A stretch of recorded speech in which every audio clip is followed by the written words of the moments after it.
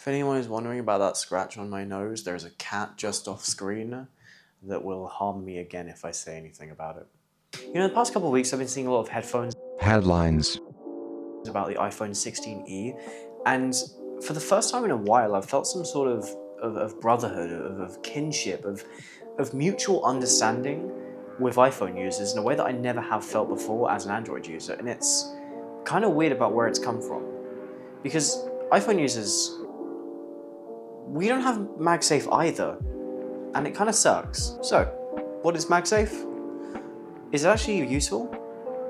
And why are Android users always left out of the party?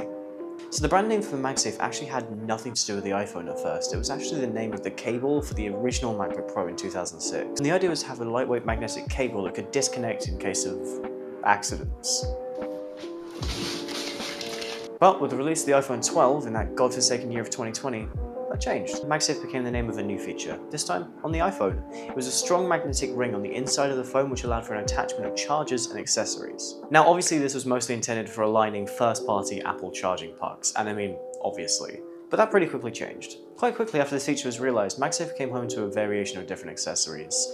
Think docks, wallets, pop sockets, anything you can want to stick to the back of the device that you use every day. And I think that Magsafe is genuinely one of the more revolutionary features that Apple has thought of in a while. I mean, even if it is just a magnet. It makes the iPhones compatible with a much wider range of accessories, and it does this in a very understated, almost invisible way. So you'd think with Android being the weirder, more experimental cousin of iPhone, it would have done something similar to this by now, right?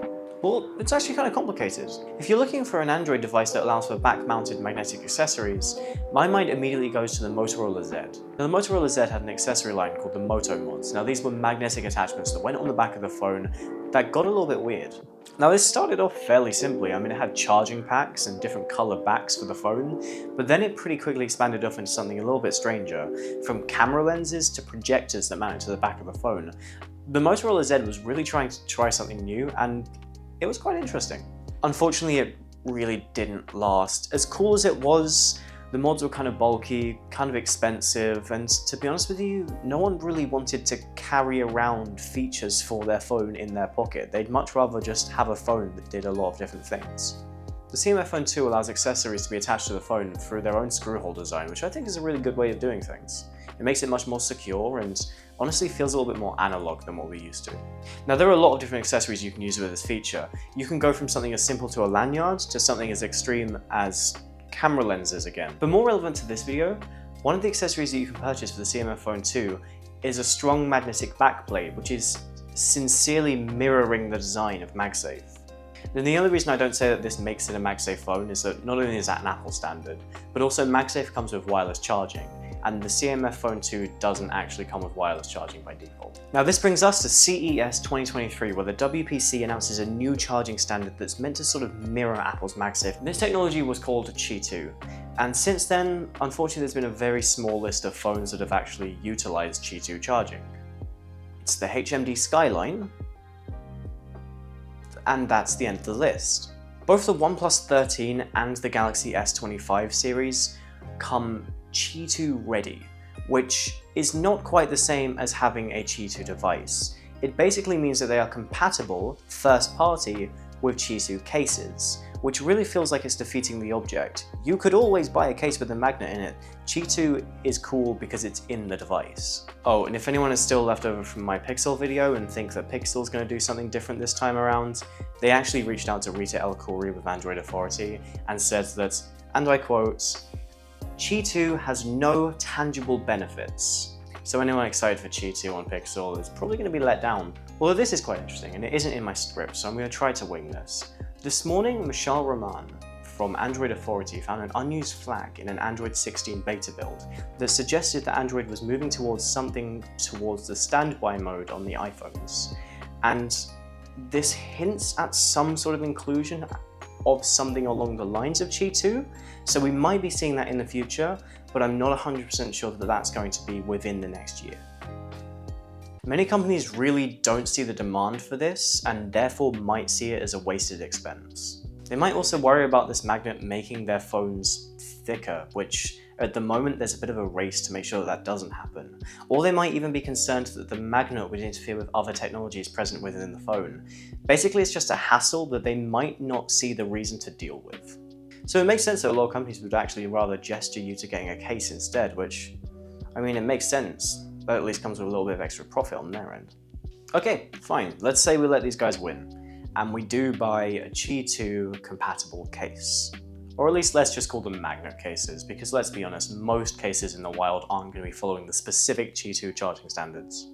First of all, usually I'd recommend a couple of different cases. I really like the D-brand grip case, the Peak Design Everyday case, and Mouse's super thin case, which I'm currently using on my Pixel 8 Pro.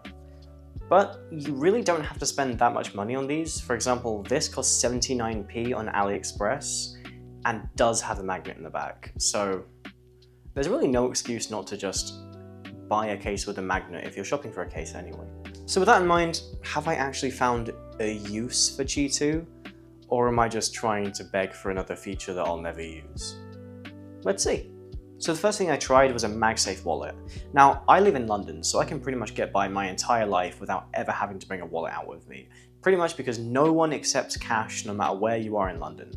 Seriously, if you're coming to London, please don't bring cash. Your life will be a living hell. But hey, sometimes my phone dies and I can't use Google Wallets. Or sometimes, for some reason, Google Wallet doesn't work. So for example, when I first got my Pixel 8 Pro, Google Wallet was bugged and would only work about 50% of the time, and that was a nightmare. So having a small, lightweight wallet attached to the back of my phone really provides me with a level of sort of safety that Google Wallet doesn't really make me feel. So if you live in a city that has largely gone cashless, then it might be worth investing in it. The second is this charging pack from ESR. To be honest with you, just throwing this in the bottom of my bag and then not having to worry about running around looking for a place to plug my phone in when it starts dying on a day out, it's quite an attractive proposition. And also, the kickstand on the back is really helpful. If you're going on a long train or plane journey, having a kickstand on the back of your phone is a lifesaver, so you can just chill and watch a movie and drown everything else out. It's a really enjoyable experience, and this really helps that.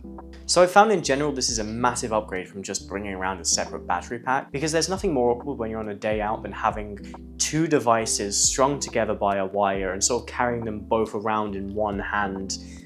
It's really awkward. So having something just slaps on the back of your phone and lets you forget about it, yeah, it makes your day a little bit better, to be honest with you. And then here's actually my favorite. It's this charging dock from Ugreen. It charges both your phone and your earphones when you're sat at your desk. And this is a brilliant idea. It means your phone is always charging when you're not using it without having to actually physically plug it in. And it makes sure that when you do need it, and you do need to get up and go away from a desk, your phone is always charged, or at least has a little bit of charge in it, so that when you need it, you have it. Also, look, I am Gen Z, I have a very limited attention span, and sometimes when I'm working, I do pull up my phone and browse Twitter for a few hours. So having my phone just out of arm's reach really helps center myself and focus on what I'm doing in front of me rather than what I could be doing in my hand, which is definitely a plus. I really like this idea, and while it doesn't necessarily need to be a magnetic accessory, it could just have a USB-C port at the bottom and you'll be on your way.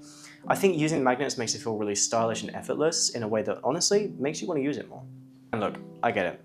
All apart, these three might seem like very small conveniences. A wallet, a charging dock, and a charger. Yeah, they might seem like they don't really mean that much.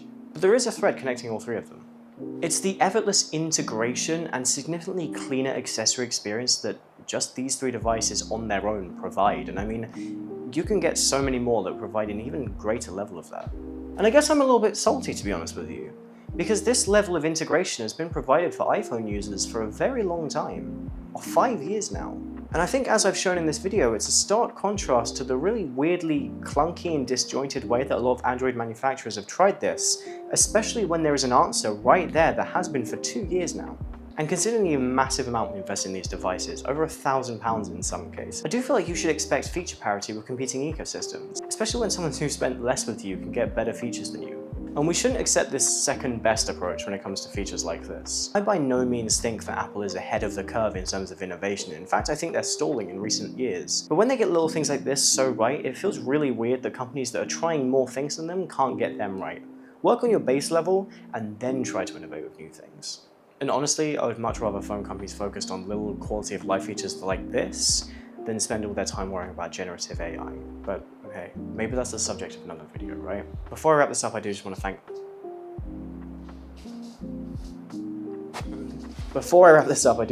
everyone that responded well to the last video.